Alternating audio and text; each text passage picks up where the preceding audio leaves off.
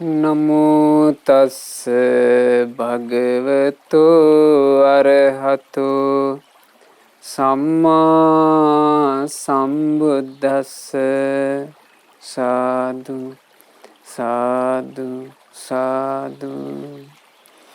මාගේ ගුරු දේවෝත්තම පරම පූජනීය පින්වත් ලොකු ස්වාමීන් වහන්සේට ගෞරවාදර වන්දනාව වේවා. සාදු සාදු සාදු. ශ්‍රද්ධාවන්ත වාසනාවන්ත පින්වතුනි, අද මේ උතුම් ධර්ම දේශනාවට දායකත්වයේ දරන්නේ පින්වත් කුශාන්ත තරංග රණවීර පතිරණ මහත්මයා. එතුමාගේ 33 වන ජන්මදිනයේ නිමිති කරගෙනයි මේ උතුම් ධර්ම දානමය පින සිද්ධ කරන්නේ.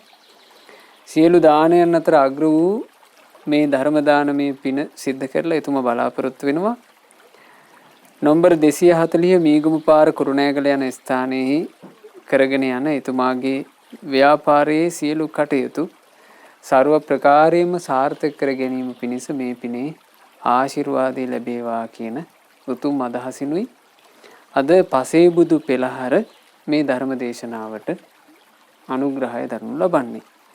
පසේබුදු පෙළහර මේ ධර්ම දේශනාවෙන් අපි අතීතයේ වැඩ සිටි ඒ තම තමන් වහන්සේලා තනි තනිවම ජීවිතය අවබෝධ කළ මුනිවරු ගැන, ඒ උතුම් පසේබුදුරජාණන් වහන්සේලා ගැන ඉගෙන ගන්නවා.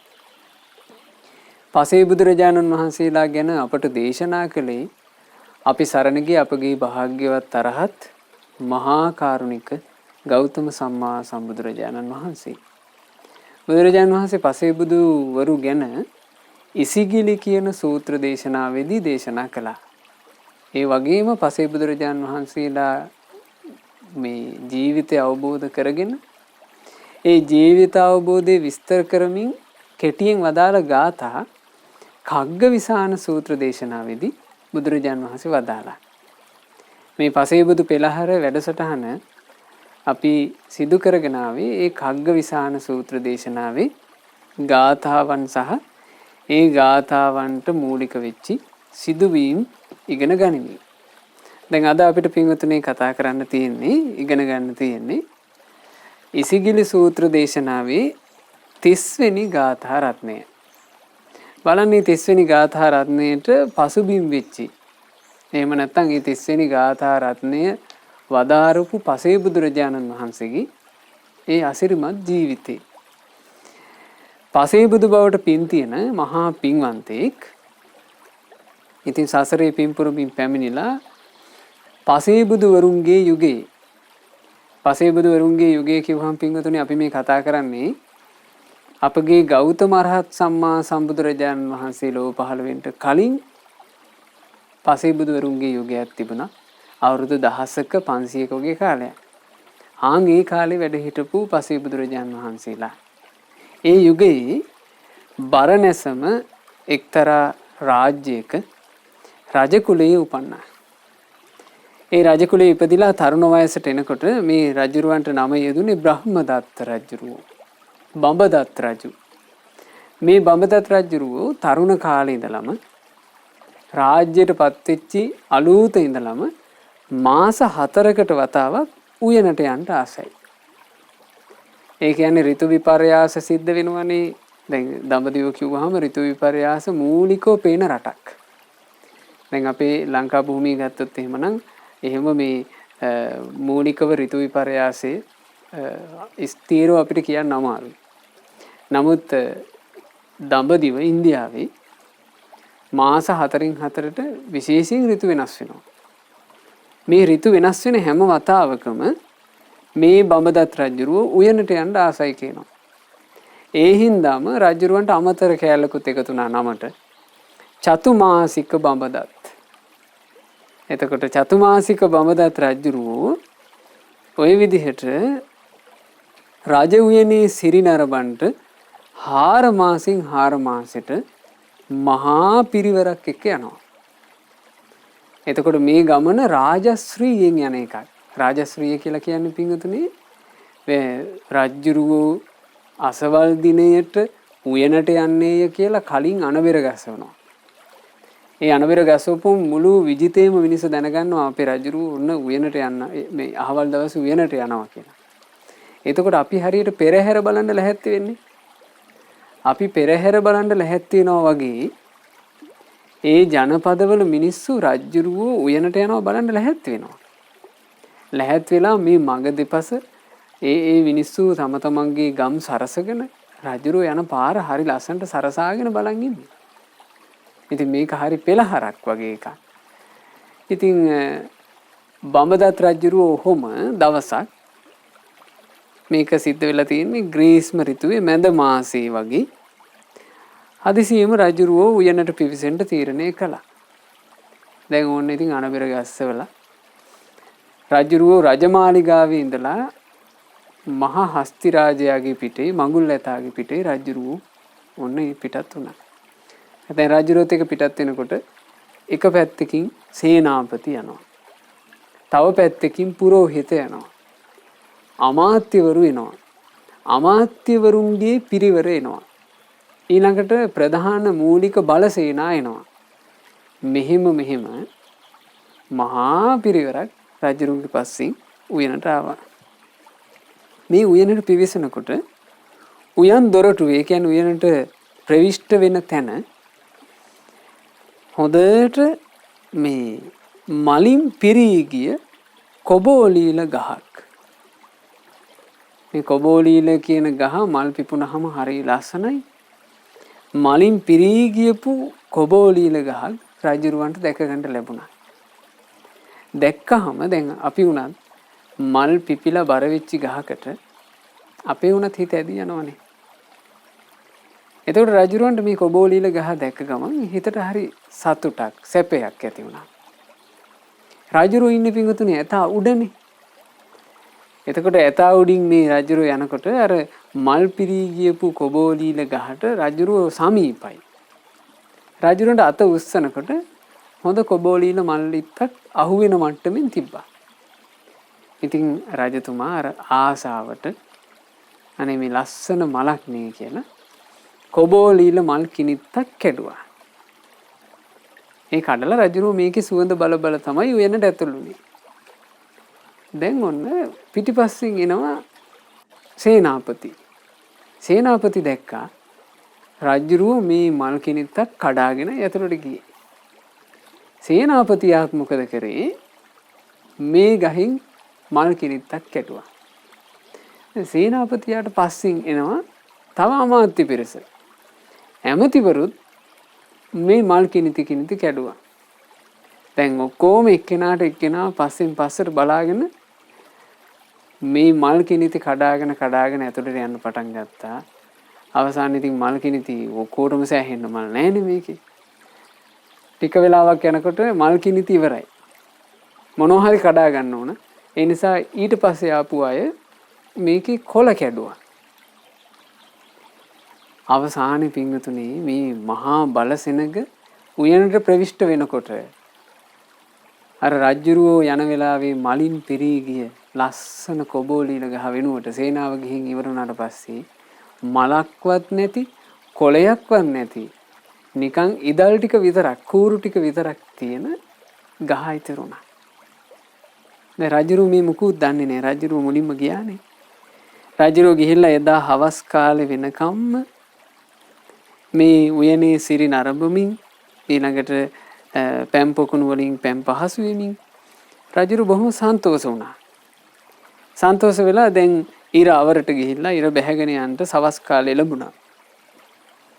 එතකොට සේවකයෝ ඇවිල්ලා කල් දැන්නුවා රජතුමනි දැන් අපි මාලිගාවට පිටත් වෙන්න ඕන. රජුරුව හස්තිය උඩට නැගුණා. නැගිලා රජුරුවන්ට දැන් ආයෙ එන්න තියෙන්නේ ඇතුල් වෙච්ච දොරගාවින්මයි. ඇතුල් වෙච්ච දොරගාවින් රජුරුව එන්න හදනකොට මෙන්න දොරගාව ඉස්සරහා ලස්සනට මල් පිපිලා තිබ්බ ගහ මේකේ දැන් ඉදල් ටික විතරයි. රජුරුවන්ට මහා සංවේගයක් හටගත්තා. මොකද්ද අපේ මේ ලස්සන ගහට උනේ?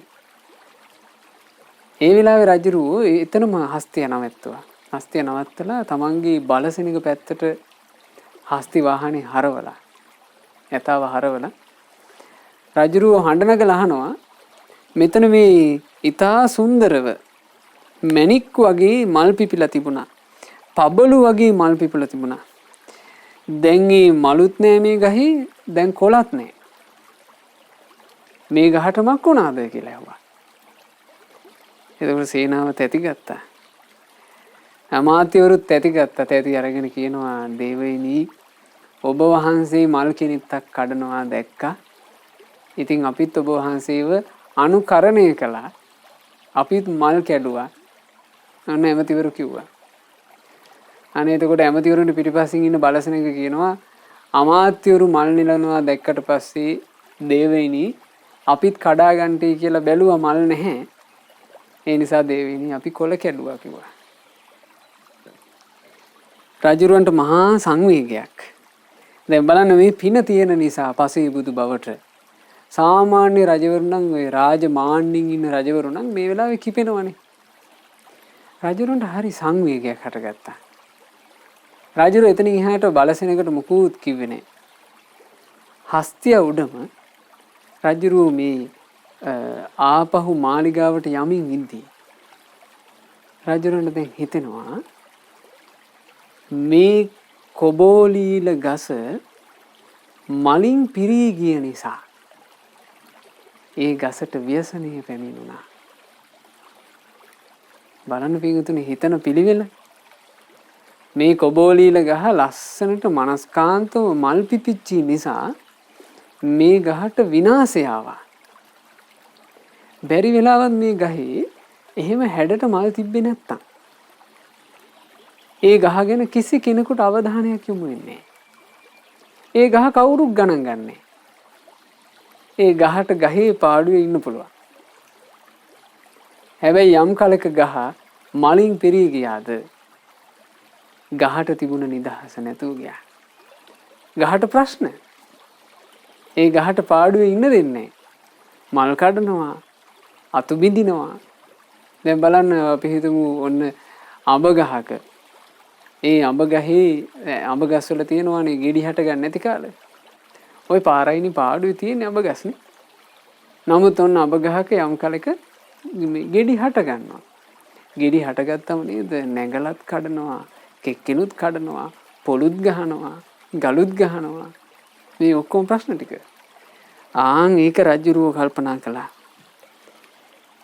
හපොයි මේ කොබෝලීල ගහ වගේ නේද මගේ මේ රජකම. රාජශ්‍රීයෙන් ආභරණ පැළඳගෙන මේ මහා ප්‍රදේශයකට අධිපතියා වෙලා ඉද්දී හැමෝගෙම විශේෂත්වය. ඇයි රජුරවන්ට තේරෙනවා දැන් රජුරුව ආපහු යන්නේ පිංගුතුනි පෙරහැරෙන්නේ.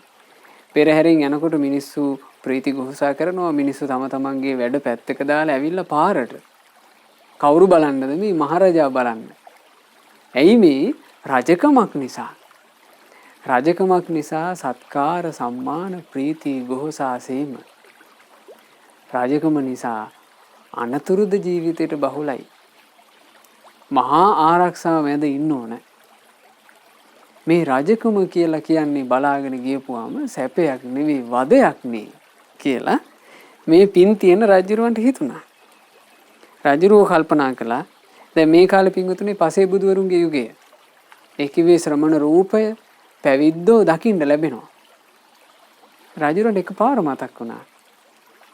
වනේ වසන පාත්‍රයෙන් දන් වළඳන නිකන් මේ කෑලි කෑලි මූට්ටු කරලා හදාගත්ත වස්ත්‍රයක් විතරක් සිවුරක් විතරක් පොරවන පැවිද්දන්ට මේ කිසි ප්‍රශ්නයක් නැහැ. උන්වහන්සේලා උදෙසා ජයഘോഷා කරන්න පිරිසකුත් නැහැ. උන්වහන්සේලා වටේ අවියාවිද අරගෙන උන්වහන්සේලාව ආරක්ෂා කරන්න උවමනාවකුත් නැහැ.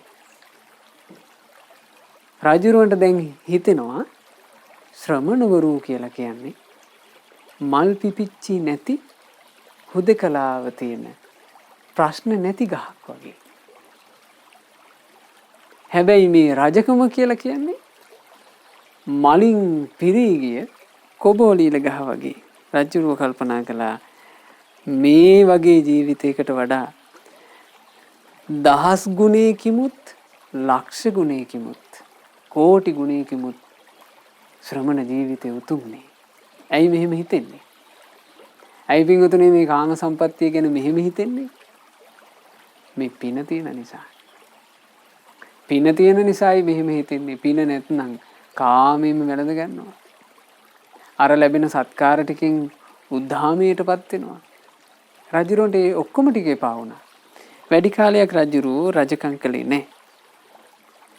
ඒ රජතුමා නොබෝ කලකින්ම මේ අටුවා පොත් වහන්සේගේ තියෙනවා රජුරෝ ඉක්මනින්ම තීරණය කළා මම මේ රජකම අත්හැරලා යන්න ඕන කියලා. ආයේ කිසි දෙයක් ගැන හිතුවේ නැහැ කියනවා. එක පියවරෙන්ම ගිහිගෙයින් නික්මුණා. ඒ කිව්වේ එක පියවරෙන් කියලා කියන්නේ මොකද්ද මේ? ආපහු හැරි හැරි බල ගිය ගමනක් නෙවෙයි. සාමාන්‍යයෙන් වස්තුවට ආස කරන අය ඒ වස්තුව తాවකාලිකව හෝ අතහරින්න උනොත් එහෙම හැරි හැරි බල කඳුළු හලහලා නේද යන්නේ. දැන් බලන්න ඕන පින්වතුන්ට සිහිපත් කරගත්ත එකි මේ ඇතැන් මව්වරු ඇතැන් පියවරු තමන්ගේ පවුල නඩත්තු කරගන්න ටික කාලයකට රැකී රක්ෂාවලට ඔන්න මේ ලංකාවේ තමන්ගේ දරුවෝ ටික අතහැරලා තමන්ගේ ස්වාමියා බිරිඳ අතහැරලා ඥාතීන් අතහැරලා සහෝදර සහෝදරිය අතහැරලා අවුරුද්දට හමාරට යනවා පිට රටවල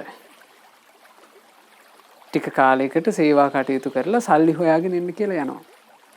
ඒ යනකොට බලන්න පින්වතුනි ඥාතීන් ටික ඔන්න එයාපෝට් එකට එනවා. දරුවෝ ටික එනවා. ආවට පස්සේ ඒ දරුවෝ වැළඳගෙන අඬනවා. අමාරුවෙන් නේද මේ දාලා යන්නේ.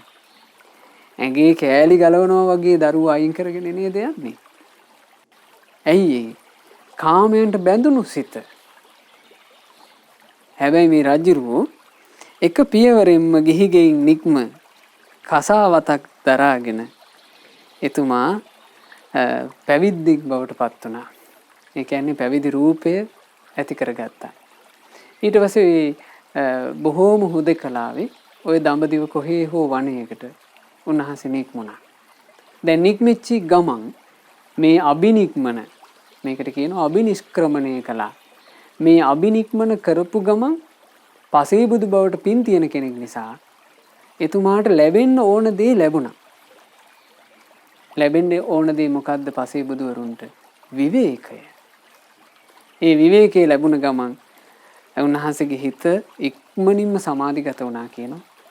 ඒ සමාධිගත වෙලා නොබෝ කලකින්ම විදර්ශනා වඩලා පසේබුදුරජාණන් වහන්සේ නමක් බවට පත් වුණා. දැන් ඔන්න පසේබුදුරජාණන් වහන්සේ දඹදිව කොහේ හෝ වනයක උන්වහන්සේ හුදකලාව ජීවිත අවබෝධය කරනකොට ඒ ගැන දැනෙනවා මේ මහ පොළොවට මහා අසිරිය සිද්ධ වෙනවා. ඒ අසිරිය අතරේ ප්‍රධාන දෙයක් තමයි හිමාලයේ තියෙන මංජූසක කියන වෘක්ෂේ. ওই මංජූසක වෘක්ෂය ගැන අපි මේ පසේබුදු පෙළහැර වැඩසටහනේදී කියලා දුන්නා. මංජූසක වෘක්ෂය කියලා කියන්නේ යොදුන් ගාණක් විශාල ගහක්. ඒ ගහේ දියේ පිපෙන සියලු මල් ඒ ගහේ පිපෙනවා. ඊළඟට ගොඩ පිපෙන සියලු මලුත් ඒ ගහේ පිපෙනවා. ඒ වගේමයි පසේබුදුරජාණන් වහන්සේලා පහළ වෙන යුගයන් වල ඒ පසේබුදුරජාණන් වහන්සේ නම අලුතෙන් පහළ වෙද්දී මේ ගහේ විශේෂ රන් මලක් පිපෙනවා. එතකොට අපි හිතමු පසේබුදුවරුන්ගේ යුගයේ පසේබුදුරජාණන් වහන්සේලා 500 නමක් වැඩ ඉන්නවා කියලා. ඒ 500 නම ඉන්නකන් ඒ මංජූසක වෘක්ෂයේ රන්මල් 500ක් තියෙනවා. එතකොට ඒ 500 නම ඉන්න අතරේ අපි හිතමු ඔන්න අලුතෙන් තව පසේබුදුරජාණන් වහන්සේ නම පහළ වුණා කියලා. ඔන්න 501 වෙනි රන්මල හට ගන්නවා. ඕන ওই විදිහට අලුත් රන්මලක් පිපුණා. ඒ රන්මල පිපුණාට පස්සේ අනික් පසේබුදුරජාණන් වහන්සේලා දැනගත්තා ඕන්න තවත් පසේබුදුවරයෙක් තවත් තනිවම අවබෝධ කරපු උත්තමයෙක් පහළ වෙලා. පසේබුදුවරු ඔක්කොම මේ මංජූසක රුක්සෙවණට එකතු වෙනවා. එතකොට ධර්මතාවයක් විදිහටම අර කොහේ හෝ වනයේක පසේබුදු බව පසක් කරපු ඒ උත්තමයන් වහන්සේට වැටහෙනවා තමන් වහන්සේ දැන් යා යුත්තේ කොතනටද? උන්වහන්සේ එරදිහින් මංජූසක රුක්සෙවණට වැඩම කරනවා. මංජූසක රුක්සෙවණේ ඒ පැන වූ ආසනයේ මත උන්වහන්සේ වැඩ ඉන්නකොට පසේබුදු රජාණන් වහන්සේලා විමසනවා ආයුෂ්මත ඔබ කොහොමද තනිවම අවබෝධ කළේ? තනිවම අවබෝධ කරනවාට කියන වචනේ තමයි පච්චේක බුද්ධ. ඔබ කොහොමද පසේබුදු වුනේ කියලා අහනවා. ඒ අහනකොට ඒ පසේබුදු රජාණන් වහන්සේ තමන් වහන්සේගේ අවබෝධය මහා විස්තර වශයෙන් උන්වහන්සේට දේශනා කරන්න බෑ. උන්වහන්සේ යම් ඉඟියකින් ඒ අවබෝධය ගැන දේශනා කරනවා. මෙන්න මේ තමයි ඒ ගාථාව. මේ පින්වතුනේ කග්ගවිසාන සූත්‍ර දේශනාවේ 30 වෙනි ගාථා රත්නය. ඕහාරයිත්වා ගිහි ව්‍යංජනානි සංචන්නපත්තෝ යථා පාරිචත්තෝ කාසාය වත්තෝ අභිනික්ඛමිත්වා ඒකෝ චරේ කග්ග විසාන කප්පෝ. ඒ විදිහට තමයි පසේබුදුරජාණන් වහන්සේ තමන් වහන්සේගේ අවබෝධය ගාථාවෙන් දේශනා කළේ. මේහි සිංහල තේරුම අත්හැර දමා ගිහියෙකුගේ ඇති ලකුණු පත්‍රයෙන් ගැවසීගත් පරසතුරුකක් විලසින් දරාගෙන කහවත මෙසේ අබිනික්මන් කොට හුදෙකලාවෙම දිවිගෙවයිහේ තනි අඟකින් යුතු කඟවේනෙකුසේ කියන මේ ගාථාව වදාළේ. බලන්න පින්වතුනි කොයි තරම් සුන්දරද කියලා. බුද්ධ කාලේ අපගේ මහා කාරුණික බුදුරජාණන් වහන්සේගේ සමීපයේ රජවරු මහණ වුණා. දැන් එක තැනක තියෙනවා මහා කප්පිනක කියන මහා රජුරු මහා රාජශ්‍රී අත්හැරලා ඇවිල්ලා මහණ වුණා. ඒ මහණ වුණාට පස්සේ මේ පැවිදි වෙච්චි මහා කප්පිනක තෙරුන් වහන්සේ ඊටාම ටික කාලෙකින් පින්වතුනේ සියලු කෙලෙස් නැසලා රහතන් වහන්සේ නමක් බවට පත් වුණා. දැන් මේ රහතන් වහන්සේ වනපියසේ ඉතින් ওই හුදකලාව තනිවම ගහක් යට වැඩ ඉන්නකොට උන්වහන්සේ භාවනාවෙන් නැගිටලා මෙන්න මෙහිම උදානයක් අහෝ සුඛං කියලා කියනවා. ඒකේ අදහස මොකද්ද? අහෝ තිබෙන සැපයක් කියලා උන්වහන්සේ කියනවා. දැන් මේ වනපියසේ ඔය ගස්සෙවනේ තවත් භික්ෂුන් වහන්සේලා භාවනා කරනවානේ. එතකොට දැන් මේ රහතන් වහන්සේ තමයි අහෝ සැපේ කියලා උදන් අනන්නේ. ඒ පෘථග්ජන භික්ෂුන් වහන්සේලා ඉන්නවා ගස් යට. උන්වහන්සේලා කල්පනා කරනවා දැන් මේ රුක්සෙවනේ ඇවිල්ලා මේ කැලේ මොන සැපයක්ද? අහෝ සුඛං කියන තරම් මොන සැපක්ද? එකත් එක්කටම මේ තෙරුන් වහන්සේ මේ විදිහට උදන් අනනු ඇත්තේ ওই භාවනා කරන්න වාඩි වුණාට පස්සේ විඳපු රජ සැප මතක් වෙනවා ඇති. ඒ රජ සැප මතක් වෙනකොට ඒ රජ සැපේ සිහි කරගෙන තමයි ඕක ඔය කියනවා ඇත්තේ කියලා එහෙම හිතුණා. හිතලා ඒ ස්වාමීන් වහන්සේලා ගිහින් භාග්‍යතුන් වහන්සේට චෝදනා කළා. භාග්‍යතුන් වහන්සේට කියනවා ස්වාමීනි මේ අසවල් භික්ෂුව කප්පිනක තෙරුන් මෙහෙම මේ වනේ මැද අහෝ සැපේ කිය ආදී වශයෙන් කියනවා. අනේ ස්වාමීනි මේ ආයේ මේ ගිහිභාවයට පත් වෙන්න පුළුවන් මෙවුවා සිහි කර ඉඳලා අපි මේ අනුකම්පාවෙම කිව්වේ කියලා. බුදුරජාණන් වහන්සේ සියල්ල දන්නාසේක සියල්ල දක්නාසේක ඒ කරුණ ඉස්මතු කිරීම උදෙසා බුදුරජාණන් වහන්සේ කප්පිනක තෙරුන් වහන්සේට වඩින්න කියලා පණිවිඩයක් යවුවා. දැන් ඉතින් කප්පිනක මහරහතන් වහන්සේ වැඩම කළා. වැඩම කරාම භාග්‍යතුන් වහන්සේ අහනවා ඇත්තද කප්පින ඔබ මේ අහෝ සැපේකී කියලා නිතර උදන් අනනවායි කියන්නේ? කිව්වා එහෙමයි ස්වාමීනි. කුමක් නිසාද කප්පින මේ විදිහට ඔබ උදන් අනන්නේ? ස්වාමීනි භාග්‍යතුන් වහන්සේ පෙර මම රජෙක් විදිහට වාසය කරනකොට ස්වාමීනි මාව පිරිවරාගෙන මහා සේනාවක් හිටියා. මම යම් තැනකට යනවාද ස්වාමීනි මාව ආරක්ෂා කරන්නට වෙනම මහා පිරිවරක් මගෙත් එක්ක යනවා. ඒ අය අවියායුධ දරාගෙන මාව රකින්නවා. හැබැයි එහෙම රකින්න පිරිසක් මට ඉන්නවා කියලා දැනත් ස්වාමීනි මගේ හිතට බයයි. කොයි වෙලේ කවුරු මට ද්‍රෝහි වෙයිද? කොයි වෙලේ කාගෙන් මට අනතුරක් වෙයිද? කන කෑම ටිකට කවුරු වහදායිද? කවුරු මගේ ඇඟට විසක් දෙයිද? මෙහෙම ස්වාමීනි හැමතිස්සෙම මම බයකින් වාසය කළා. හැබැයි ස්වාමීනි භාග්‍යතුන් වහන්සේ දැන් මේ සිවුර දරාගෙන වනපියසට ඇවිල්ලා මම නිදහසේ වාසය කරනවා.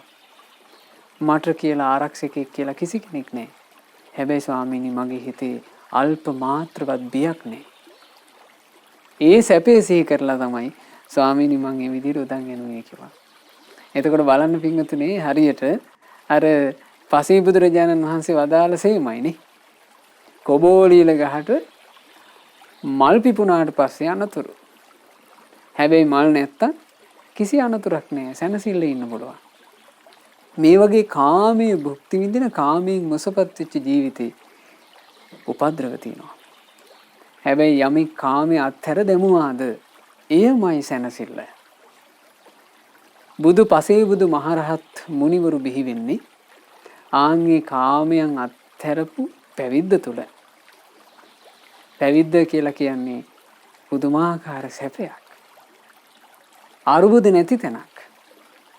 දැන් බලන්න ගිහි කෙනාට දිගට කොණ්ඩේ තියෙනකොට එහෙම නැත්නම් වැවුණු කොණ්ඩේ තියෙනකොට කොණ්ඩේ නිසාත් අරුබුද. එයා ඒ කොණ්ඩේ සම්බන්ධයෙන් හිතන්න ඕන කොයි විදිහේ විලාසිතාවලින්ද මේ කොණ්ඩේ සරසන්නේ. ඊළඟට මේ කොණ්ඩේ තියෙන කෙනාට ඉස්සොරි ප්‍රශ්න එනවා. කොණ්ඩේ තියෙන කෙනාට උකුණු ප්‍රශ්න එනවා. මේ අරුබුද. රැවුල තිබ්බහම රැවුලේ විලාසිතාව හිතන්න ඕන. ඒ පැත්තෙන් ප්‍රශ්න. එතකොට පැවිද්දා කිව්වහම ඒ සැරසිල්ල බැහැර කරාට පස්සේ අරුබුද කිසිවක් නැහැ. සැරසිල්ල බැහැර කරපු ඒ ජීවිතේ තියෙන්නේ සැනසිල්ල. ඊළඟට ගිහියෙක් ගත්තාම ඒ කෙනා සැරසීම වෙනුවෙන් නොයෙකුත් ඇඳුම් ආයෙත්තම් පාවිච්චි කරන්න ඕන. ගමනට වෙනම ඇඳුමක්, ගෙදරට වෙනම ඇඳුමක්, විශේෂ ගමනට වෙනම ඇඳුමක්, සීතලට වෙනම ඇඳුමක්, උණුසුමට වෙනම ඇඳුමක්, මේ ආදී වශයෙන් නොයෙක් ඇඳුම් ආයෙත්තම් වලින් මේ ගත සරසනවා ගිහි කෙනා. අරුබුද. ඇයි ඇඳුම් ගණනාවක් තියාගෙන ඉන්න ඕන. සමහර වෙලාවට මේ ඇඳුම් ඔන්න අපි ඇඳුම් අරගෙන තියාගෙන ඉන්නවා ටික කාලයක්. ඒ ටික කාලයක් තියාගෙන ඉන්නකොට කාලානුරූපව ඒ ඇඳුම් විලාසිතාව කල් ඉක්ුත් වෙනවා. ඊට පස්සේ හරි ලැජ්ජයි අර පරණ විලාසිතාවෙන් ඇඳගෙන යන්න. අපි ආය අලුත් විලාසිතා හොයන්න ඕන. හැබැයි පැවිද්දා කියලා කියන්නේ මේ පැවිදි වෙච්ච භික්ෂුවට භාග්‍යතුන් වහන්සේ ඒ කියන්නේ පැවිදි වෙච්ච භික්ෂුව පොරවන්නේ පාංශකූල චීවරය. ඒ කිව්වේ බැහැර කරන ලද රෙදි වලින් සකස් කරගත්ත මේ ගත වහන්න පුළුවන් තරම් රෙද්දක්. ඒක තමයි සිවුර. එතකොට මේ සිවුර සම්බන්ධයෙන් බුදුරජාණන් වහන්සේ පැනවීමේ තියෙනවා. දැන් ඒ කාලේ භාග්‍යතුන් වහන්සේ වැඩ ඉන්න කාලේ ඔන්න හොඳ ධනවත් පවුල් වලින් මහාන වුණාට පස්සේ ඒ ධනවත් ඥාතීන් ඒ ස්වාමින් වහන්සේට පූජා කරනවා කියනවා හොඳ වටිනා පහේ රෙදි. එතකොට මේ මුළු ගතම වහන්න තරම් සිවුරු රෙද්දක් කියලා කිව්වහම ඒක වටිනා රෙද්දකින් ලැබුණොත් ඒක ගොඩාක් මිල අධික එකක්. සමහරලාට ලක්ෂයක් අගන සිනිදු සලු පූජා කරනවා. භික්ෂුවට සිවුර විදිහට පොරවන්න. ඉතින් ඔන්න භික්ෂුන් වහන්සේලා ඒ කාලේ මේ කඩ කැපීමක් මුකුත් තිබිලා නැහැ. ඕන් මේක පොරවගෙන යනවා. මේක පොරවගෙන කැලේ ඉන්නකොට හොරුන්ට අහු වෙනවා. හොරු අහු වුණාම අර භික්ෂුවට ගහලා අර රෙද්ද ගන්නවා කියනවා. සමහරලාවට මේ භික්ෂුවගේ අතපය කඩනවා. සමහරලාවට මේ නරක තැනකට වැදුනොත් ඒ භික්ෂුව මේ කලුරිය කරනවා. එතකොට ඔන්න මේ අරුබුදේ හැටගත්තා. ඊට පස්සේ බුදුරජාණන් වහන්සේ අනුදැන වදාලා මහණෙනි කඩ කපන්නේ නැතුව සිවුර පොරවන්න එපා කියලා. කඩ කපනවා කියලා කිව්වේ මේ කොච්චර වටින රෙද්දක් වුණත් පුංචි පුංචි කොටස් වලට කපලා ඒ කැපූ කෑලි මූට්ටු කරගෙන තමයි සිවුර සකස් කරගන්නේ. එතකොට කොච්චර වටින රෙද්දක් වුණත් පොඩි පොඩි කෑලි වලට කපලා දැම්මට පස්සේ ඒක වටින්නේ. එතකොට මේ ගත සිවුර දරාගෙන ඉන්න කෙනාට සිවුර නිසා අරුබුද නැහැ. තියෙන පහසුවක්. සීතලින් ශරීරය ආරක්ෂා කරගන්න, උණුසුමින් ශරීරය ආරක්ෂා කරගන්න, ඊට පස්සේ මැසිමදුරු ආදීකින් සිරුර ආරක්ෂා කරගන්න. ඊළඟට මේ ශරීරයේ තියෙනවා වහගත යුතු මේ ලැජ්ජා ඇති වෙන තැන්. ඒ ස්ථාන ටික වහගෙන වාසය කරන්නට භික්ෂුව ඒ සිවුර පොරවනවා. ඉතින් මේ අර්ථය උදෙසා තමයි භික්ෂුව සිවුරක් පොරවන්නේ කොයිතරම් සැනසෙල්ලක්ද. මේ සැනසෙල්ල ගැන නුවණ තියෙන පින්වන්ත පිරිස කල්පනා කළා.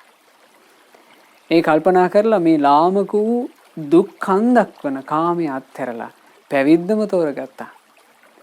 බුදුරජාන් වහන්සේ වැඩ ඉන්න කාලේ එහෙම සිදුවීම් ගණනාවක් තියෙනවා.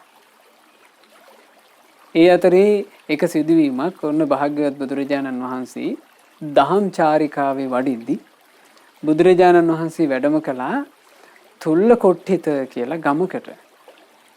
ඔය තුල්ලකොට්ටිත ගමේ මහා ධනවත් සිටුවරයෙක්ගේ පුතෙක් හිටියා. මේ පුතාට ඒ වෙනකොට අවුරුදු 20ක් වගේ බොහොම හොඳ තරුණයෙක්. මේ තරුණයාගේ නම රට්ටපාල. මේ රට්ටපාල තරුණයා බණ අහන්න ආවා. එදා ධර්ම දේශනාව ඇහුවට පස්සේ ඔහුට හොඳට වැටහුණා මේ දුක් විඳින්මින් ගත කරන ග්‍රහ ජීවිතේ සහ පැවිද්දේ තියෙන සැපය කොහොමද වැටුනේ? සම්බාධෝ ගරා වාසෝ. මේ ග්‍රහ ජීවිතය කියලා කියන්නේ අරුබුද ගොඩක්. රජපතු කෙලෙස්ම උනන තැනක්. අබ්බෝකාසෝ පබ්බච්චා. හැබැයි පැවිද්ද කියලා කියන්නේ නම් ඒක අහස වගේ නිදහස්. සැනසෙල්ල ඉන්න පුළුවන්. ඒ නිසා මම මේ මහත් වූ දෙහිපලත් කුඩා දෙහිපලත් මහත් වූ ඥාතිනුත් කුඩා ඥාතිනුත් අත්හැරලා දාලා මං පැවිදි වෙන්න ඕන කියලා හිතුවා. හිතලා මේ රටපාල තරුණයා ඉතින් මේ රටපාල සූත්‍ර දේශනාවේ තියෙනවා ගොඩාක් මහන්සි වුණා පැවිද්දට අවසර ගන්න. කොහොම හරි මහාන වුණා. මහාන වෙලා ඊටාම ටික කාලයයි ඒ උත්තමයන් වහන්සේ සව් කෙලෙස් නැසා රහතන් වහන්සේ බවට පත් වුණා.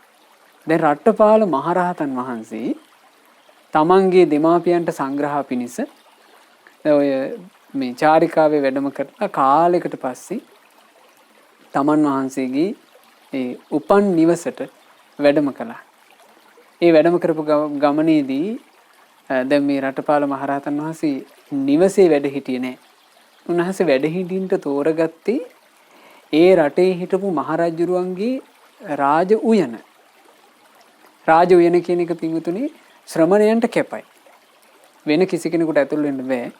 නමුත් ශ්‍රමණයන්ට මේ රජවරු විසින් රාජකීය උයන විවේකයේ පිණිස කැප කරනවා. එතකොට මේ රටේ රජුරුවන්ගේ නම උනේ කෝරව්‍ය මහරජුරුව.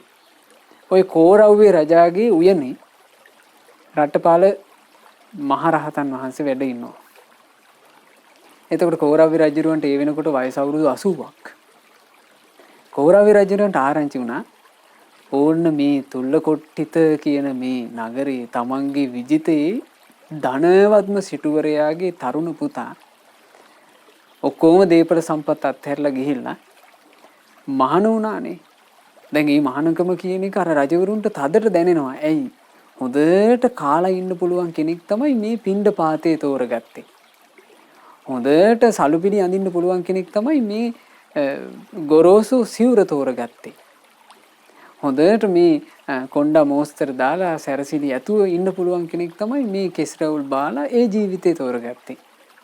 රණින් පවා සෙරෙප්පු දාන්න පුළුවන් කෙනෙක් තමයි මේ නිදහස් පැවිද්ද, පාගමනින් වැඩම කරන පැවිද්ද තෝරගත්තේ. එතකොට මේ කෝරව්‍ය රජුරවන්ට මේ ගැන ඒ කියන්නේ පැවිදි වෙන්න ගියපු දවසේ ඉඳලා රට්ටපාල තෙරුන් වහන්සේ නිකන් තිබිලා තියෙන කුතුහලයක්. ඒ නිසා ඔන්න අවස්ථාවක් ලැබිච්ච වෙලාවෙ පින්වතුනි කතා කළා. කතා කරලා මේ හරි ලස්සනයි. මේක රට්ටපාල සූත්‍ර දේශනාවේ තිබෙනවා. කෝරව්‍ය රජුරු අහනවා ස්වාමීනි සාමාන්‍යයෙන් මේ ශ්‍රමණ ජීවිතේ පැවිදි ජීවිතේ තෝරගන්න කාරණා තියෙනවා මිනිස්සු. ඇතැම් මිනිසුන්ට ස්වාමීනි ඔය ව්‍යසන වගේ ආවට පස්සේ ධන හානි වෙනවා. ධන හානි වල දීපල නැතුව පාරට වැටෙන්න වෙනවා. ඕන්න ඔය වගේ වෙලාවට මිනිස්සු පැවිද්ද තෝරගන්නවා පාඩුවේ ජීවත් වෙන්න පුළුවන් කියලා. මොකද ශ්‍රමණ ජීවිතේට ආපු ගමන් එයාට මේ මිනිස්සු සලකනවා. එතකොට ජීවත් වෙන්න පුළුවන් නේ කියලා එහෙම තෝරගන්නවා. ඊළඟට ස්වාමීනි ඇතැම් වූ මේ ශ්‍රමණ ජීවිතේ තෝරගන්නවා තමන්ට කාත් කවුරුවත් නැතුව ගියාම මට දැන් සලකන්න කිසි කෙනෙක් නැහැ. මං ශ්‍රමණෙක් වුණා නම් මට පහසුවෙන් යැපෙන්න පුළුවන් කියලා. ඇතැම් වූ ස්වාමීනි ශ්‍රමණ ජීවිතේ තෝරගන්නවා වයසට ගියාට පස්සේ. දැන් ඉතින් ආයේ කාමයන්ගෙන් මට කිසි සතුටක් නැහැ නේ කියලා නාකි වුණාට පස්සේ තෝරගන්නවා. ඇතැම් ස්වාමීනි මේ ශ්‍රමණ ජීවිතේ තෝරගන්නවා මේ බරපතල ලෙඩ හැදුනහම ඒ ලෙඩේ සුවපත් කරගන්න. ස්වාමීනි ඔබ වහන්සේ ගත්තොත් මේ තොල්ල කොට්ටිතේ මහා ධනවත් සිටුවරයෙක්ගේ පුත්‍රයා. ඔබ වහන්සේට ධන හානි නැහැ. ඔබ වහන්සේට ඕන තරම් ධනෙ තියෙනවා. ඇයි ඔබ වහන්සේ මහාන උනේ? අන්න රජුරු අහනවා. ඇයි ඔබ වහන්සේ මේ පැවිද්ද තෝරගත්තේ? ඊළඟට ස්වාමීනි ඔබ වහන්සේ මහා ධනවත් සිටුවරයෙක්. ඔබ වහන්සේට ඥාති පිරිවර ඕන තරම් ඉන්නවා. ඥාතීන්ගෙන් කොන් වෙලා ඔබ වහන්සේට ප්‍රශ්නයක් නැහැ. එහෙව් ඔබ වහන්සේ ඇයි පැවිද්ද තෝරගත්තේ? ඔබ වහන්සේ තාම භද්‍ර යවුවනේ. භද්‍ර යවුවනේ ඉන්න ඔබ වහන්සේ ඇයි පැවිද්ද තෝරගත්තේ? ඔබ වහන්සේට කිසිම මේ දරුණු ලෙඩක් දුකක් නැහැ. ඇයි ඔබ වහන්සේ පැවිද්ද තෝරගත්තේ? අන්න ඒ වෙලාවේ රට්ටපාල මහරහතන් වහන්සේ එදා භාග්‍යවත් බුදුරජාණන් වහන්සේගෙන් ධර්මයේ ශ්‍රවණය කරනකොට තමන්ගේ හිතට අරගත්ත ධර්මපරියාය 4ක් දේශනා කළා. උන්වහන්සේ කියනවා මහරජය සියල්ල දන්නා සියල්ල දක්නා ඒ භාග්‍යවත් අරහත් සම්මා සම්බුදුරජාණන් වහන්සේ මාගේ ශාස්ත්‍රුන් වහන්සේ සද්ධර්ම මාතෘකා 4ක් වදාරන ලද්දේ. ඒ සද්ධර්ම මාතෘකා 4 ඇසූ මම මේ ගිහි ජීවිතය අත්තර පැවිදි වෙන්න තීරණය කළෙමි. මොනවද මහරජේ ඒ සද්ධර්ම මාතෘකා? පළවෙනි සද්ධර්ම මාතෘකාව නම් උපනීයති ලෝකෝ අද්දු. මේ ජීවිතේ නම් වූ ලෝකය උපනීයති ජරා මරණ කරා ඇදීගෙන යනවා. අද්දු මේකේ ස්ථීරසාර කිසිවක් නැත. ඔන්න පළවෙනි සද්ධර්ම මාතෘකාව. මේ ජීවිතේ ජරා මරණ කරා තමයි මේ ඇදෙන්නේ. මේකේ ජරා මරණ කරා ඇදෙන ජීවිතේ අපි අසවල් දේ ස්ථිරයි අසවල් දේ ස්ථිරයි මේක මට සැපේ පිණිස හේතු වෙයි මේක මට පහසුව පිණිස හේතු වෙයි කියලා සජීවී අජීවී දේ අපි එකතු කර රැස් කරමින් වාසය කරනවා. හැබැයි උන්වහන්සේට අහන්න ලැබුණා මේකේ මුකුත් ස්ථිර නැහැ කියලා. ඒ තමයි පළවෙනි සද්ධර්ම මාතෘකාව කිව්වා. එතකොට කෝරව්‍ය රජුරු අහනවා ස්වාමීනි ඔබ වහන්සේ ඔහොම කිව්වට මට ඔක තේරෙන්නේ නැහැ. මට විස්තර කරන්න කිව්වා. කිනෝ මහරජය ඔබට තිබුණ නැද්ද කියලා අහනවා. දැන් ඔබේ වයස මහරජය අවුරුදු 80ක්. ඔබට තිබුණේ නැද්ද අවුරුදු 20 25 හොඳ තරුණ කාලයක්? ඒ ස්වාමීනි තිබුණා. ඒ කාලේ කිම ඔබ හස්ති ශිල්පයේ, අශ්ව ශිල්පයේ, ඊළඟට දුනු ශිල්පයේ, ඊළඟට කඩු ශිල්පයේ ඒ වගේ දක්ෂද කියලා ඇහුවා. කිව්වා ස්වාමීනි මම මේ රටේ රජුරු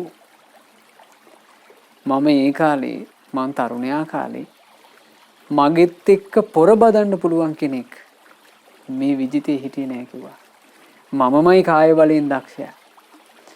කඩුව මං අතට ගත්තට පස්සේ මාව පරද්දන්න පුළුවන් කෙනෙක් මේ විජිතේම හිටියේ නෑ කිව්වා. මම දුන්නේ විදින්න ගන්නකොට ස්වාමීනි මට වඩා දක්ෂයෙක් හිටියේ නෑ කිව්වා. එතකොට මෙහෙම රජුරු මේ මහා විස්තරයක් කරනවා ස්වාමීනි මේ අවුරුදු 20 25 කාලේ මම මේ විජිතේ හොඳට වැඩ දාපු කොල්ලෙක් කියලා කිව්වා රජුරු. එතකොට මේ උජාරුවට රජුරු මේ ටික කියනකොට රට්ටපාල මහරහතන් වහන්සේ අහනවා කිම රජතුමනි තාම එහෙමද ඔබට? තාමත් ඒ ශක්තිය ඒ හැකියාව ඔබට තියෙනවද? එතකොට රජුරු කියනවා ස්වාමීනි දැන් මම අසවල් තැනින් කකුල තියන්න ඕන කියලා හිතලා කකුල තියනවා. ස්වාමීනි මට ඕන තැන මේ කකුල තියෙන්නේ. මං දැන් ඒ තරම් දුර්වලයි කිව්වා. අන්න එතකොට රට්ටපාල මහරහතන් වහන්සේ වදාරනවා මහරජේ ඔන්න ඕක තමයි සියල්ල දන්නා සියල්ල දක්නා බුදුරජාණන් වහන්සේ වදාළේ. උපනීයති මේ ජීවිතේ ජරා මරණ කරා තමයි මේ ඇදීගෙන යන්නේ. අද්දු අපි ස්ථිරයි කියලා හිතාගෙන ඉන්න කිසිවක් ස්ථිර නෑ. ඒ ඔක්කොම ටික අස්ථිර වෙලා යනවා. ආන් ඒක බුදුරජාණන් වහන්සේ වදාරපු පළවෙනි සද්ධර්ම මාතෘකාව. ඒ ඇසූ මම පැවිදි වෙන්න තීරණය කළෙමි.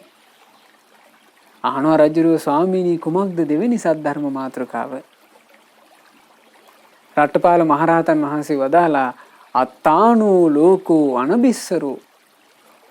මහරජේ භාග්‍යතුන් වහන්සේ වදාලා අත්තානෝ මේ ජීවිතේ නම් වූ ලෝකයට කිසිම රැකවරණයක් නැත්තේය. අනබිස්සරෝ කිසිවක් තමාගේ වසඟේ පැවැත්විය නොහැකිය. අන්න එහෙම අහන්න ලැබුණා. අත්තාන කියලා කිව්වේ පිංගුතුනේ අපි රැකවරණයක් කියලා යමක් අපි හිතනවා නම් මේ ජීවිතේ ගත කරනකොට අහවල් දේ මට රැකවරණයක් වෙයි.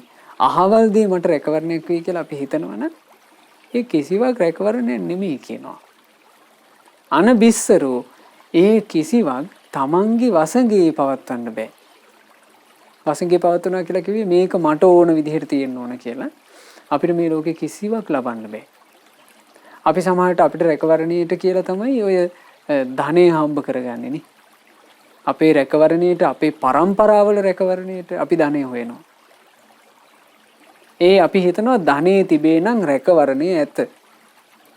ඊළඟට අපි අපේ ඉඩකඩම් ලොකු කරගන්නවා. ලොකු දේපලක් තිබේ නම් අපට රැකවරණය ඇත.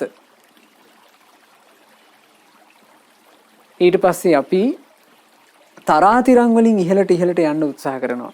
අපි හිතනවා ඉහළ තරාතිරමක් අපිට තිබේ නම් අපිට රැකවරණයක් ඇත.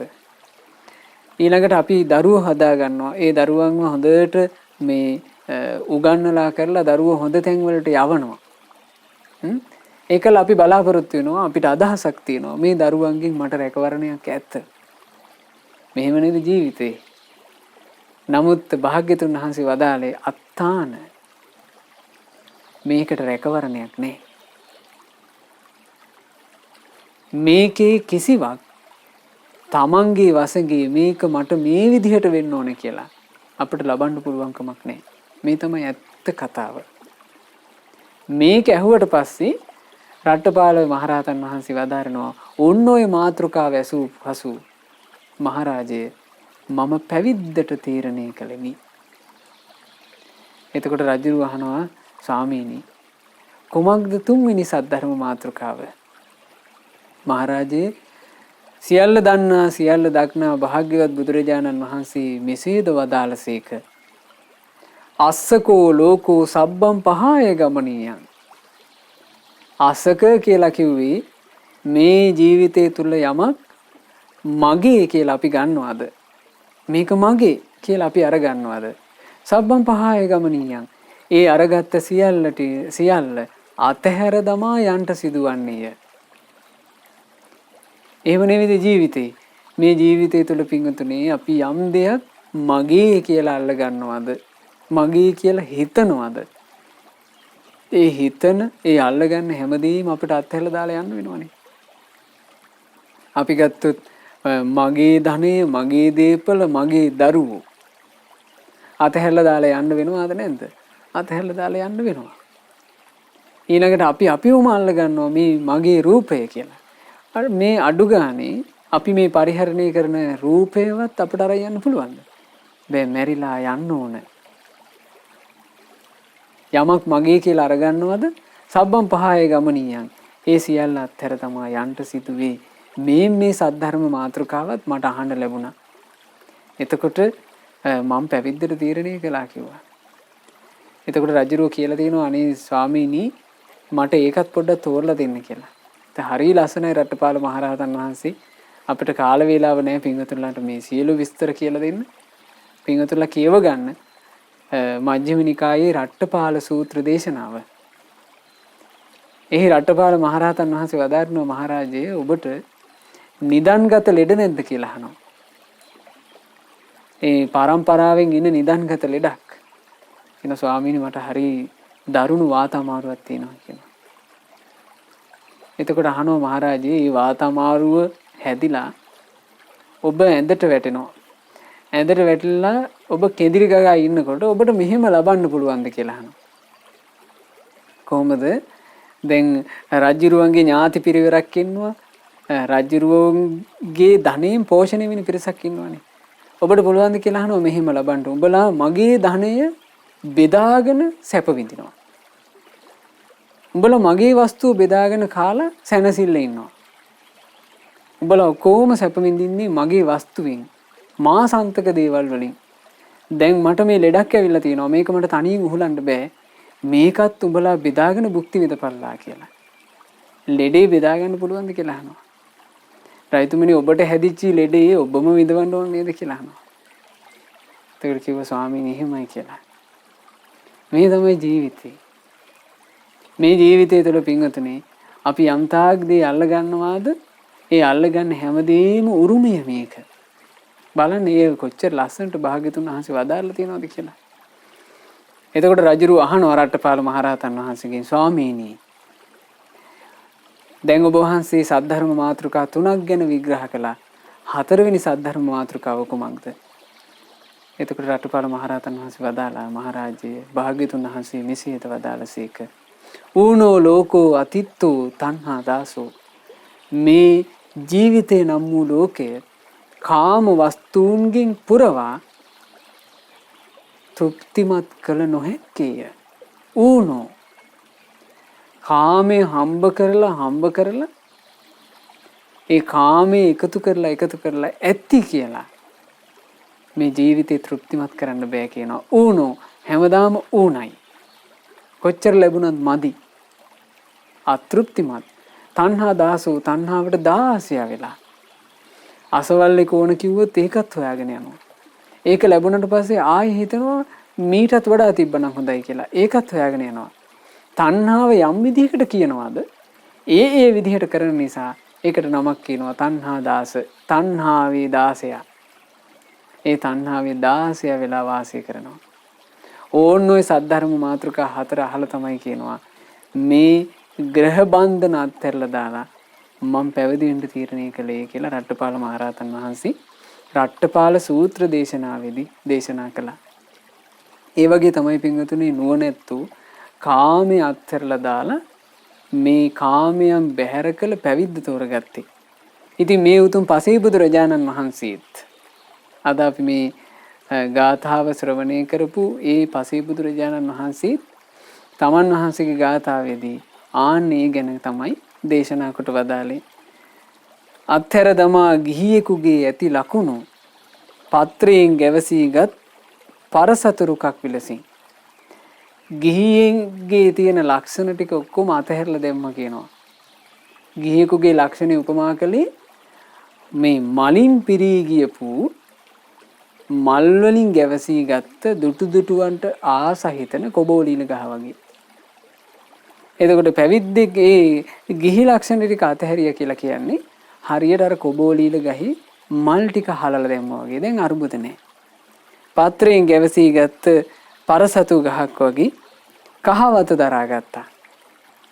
සැරසිලි ඔක්කොම බැහැර කරලා කසාවත දරාගත්තා. අභිනික්මන් කළා. ඒ කාමයෙන් පසෙක තියලා පැවිද්දට පැමිණුණා. දැන් මං හුදෙකලාව ඉන්නවා. හරියට කඟ වේනාගේ හිස මත තියෙන තනි අඟ වගේ කියලා ඒ පස්සේ බුදුරජාණන් වහන්සේ වදාළේ. ඉතින් මේ තමයි මේ මුනිවරුන්ගේ ජීවිත. හුදෙකලාවෙම කෙලෙස් නැසූ సంతානයක් ඇතිව හුදෙකලාවෙම වැඩ සිටි. මේ මහ පොළොව පවා සනහා වදාළ ඒ උතුම් පසේ බුදුරජාණන් වහන්සේලාට අපගේ වන්දනාව වේවා. සාදු සාදු සාදු. අද මේ උතුම් ධර්ම දේශනාව තුළින් ජනිත සියලු පුණ්‍ය ධර්මයෝ සක්දෙව් රජුන් ප්‍රධාන සියලු දෙවියෝ සතුටින් අනුමෝදන් වෙත්වා. පින් අනුමෝදන් වන දෙවිවරු දිව්‍ය ආශිසුරින් වැඩේවා. දෙවියන්ගේ රැකවරණ දෙවියෝ අපට සලසත්වා. දෙවියෝද සංසාර දුකින් අත මිදෙත්වා. සාදු සාදු සාදු. ගුරු දේවෝත්තම පින්වත් ලොකු ස්වාමීන් වහන්සේට මේ සියලු පින් අනුමෝදන් වෙලා පින්වත් ලොකු ස්වාමීන් වහන්සේ නිදුක් වෙත්වා, නිරෝගී වෙත්වා, දීර්ඝායුෂ ලැබෙත්වා. මේ ගෞතම බුද්ධ ශාසනය තුලම උතුම් වූ චතුරාර්ය සත්‍ය ධර්මය පරිපූර්ණ වශයෙන්ම අවබෝධ වෙත්වා. සාදු සාදු සාදු.